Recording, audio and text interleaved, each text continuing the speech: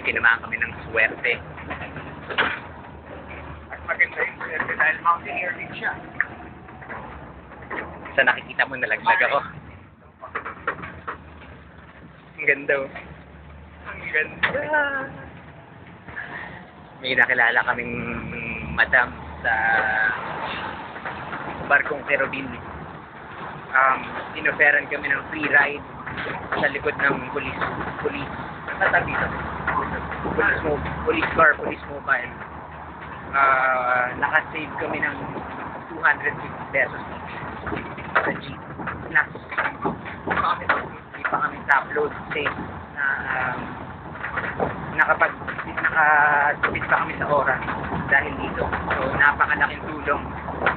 Madam, hindi ko natanong yung pangalan mo, pasensya na. Pero maraming salamat. Maraming salamat sa tulong. Sana mag-cross ang ating nandaslip sa tuktok ng bundok. Jesus, pare. Thank you, ma'am. Kung makita mo man itong video na to, ma'am, maraming salamat ulit. Mango Spice out.